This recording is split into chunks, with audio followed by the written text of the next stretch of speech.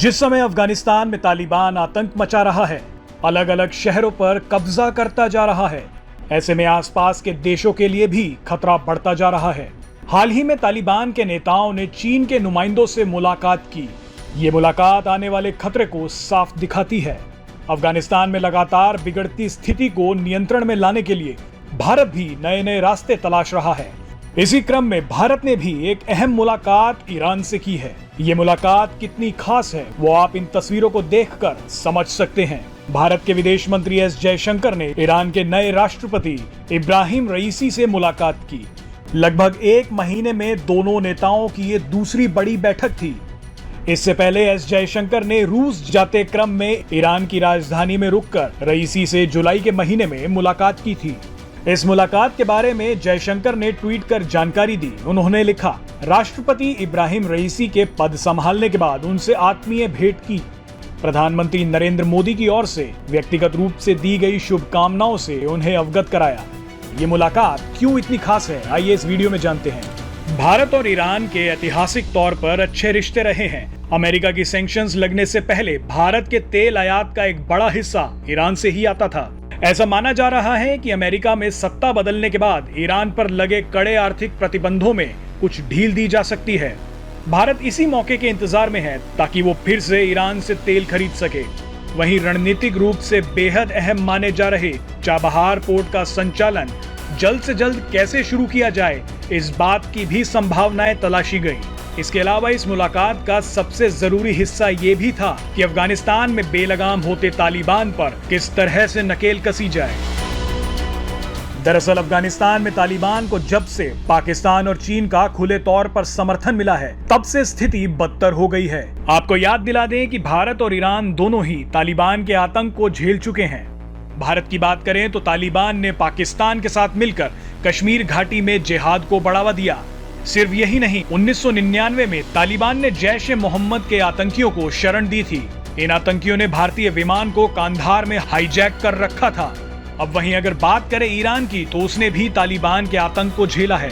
Iran एक शिया बहुल देश है, वहीं तालिबान कट्टर सुन्नी विचारधारा को मानता है।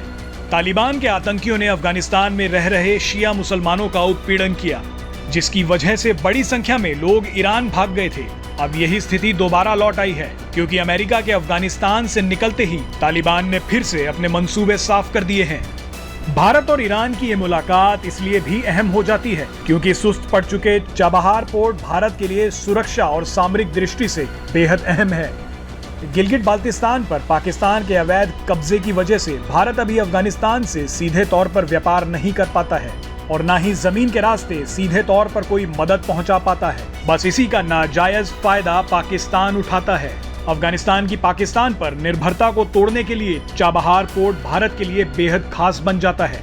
आपको याद होगा कि कुछ साल पहले जब चाबहार पोर्ट का काम शुरू हुआ था, तब भारत ने गेहूं की एक बड़ी खेप चाबहार पोर्ट के जरिए अफगानिस्तान को भेजी थी। ये एक बड़ा संदेश था पाकिस्तान को, जो अब तक अफगानिस्तान को गेहूं बेचता था। अफगानिस्तान में स्थिति सामान्य हो तो भारत और ईरान दोनों को ही फायदा होगा। इससे पहले पाकिस्तान और चीन तालिबान के साथ मिलकर स्थिति को और खराब करें, उससे पहले ही भारत और ईरान को जल्द ही कुछ ठोस कदम उठाने होंगे। ईरान और भारत की इस मुलाकात के क्या मायने हैं, आइए समझते हैं हमारे संवाददाता सिद्धांत सिब्बल से। भारत और ईरान के काफी अच्छे रिश्ते हैं और भारत ईरान को अपने एक्सटेंडेड नेबरहुड के अंदर मानता है, यानी नेबरिंग कंट्री मानता है। और अगर पाकिस्तान ना होता तो भारत और ईरान के जो बॉर्डर्स हैं अभी भी शेयर होते, क्योंकि एक मिलेनिया से भारत और ईरान के अंदर एक कल्चरल एक्सचेंज अभी भी रहा है। पर कहीं ना कहीं अगर आप बात कर लें अभी जो सिचुएशन है, उसके दो पिलर्स हैं रिश्ते के, एक एनर्जी और दूसरा है कनेक्टिविटी।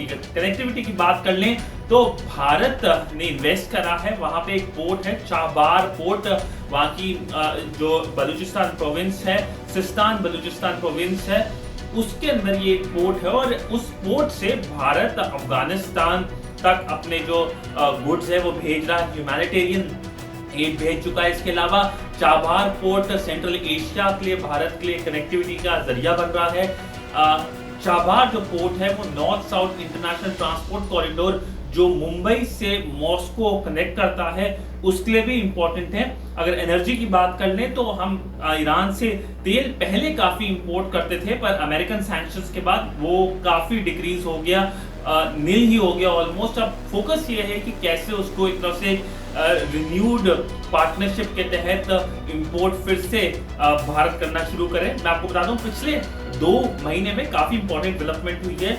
ईरान में सत्ता परिवर्तन हुआ है, नए प्रेसिडेंट आए हैं, और मैं आपको बता दूं कि भारत के एक्सटर्नल अफेयर्स मिनिस्टर ईरान इस 2 महीने के अंतराल में 2 बार गए हैं। External affairs minister doctor S Jaishankar इस महीने की स्टार्टिंग में 5 तारीख को ईरान के नए प्रेसिडेंट ने एक तरफ से जो उनकी स्वेरिंग इन सेरेमनी हुई थी उसमें भारत के एक्सटर्नल अफेयर्स मिनिस्टर ने शिरकत किया था।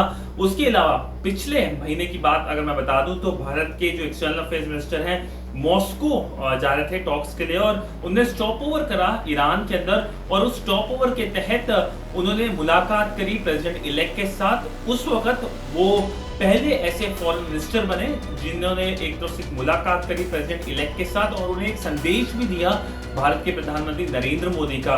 तो कहीं ना कहीं एक तरफ से एक नए एंथुसियाज्म के साथ इस रिश्ते को अब देखा जा रहा है।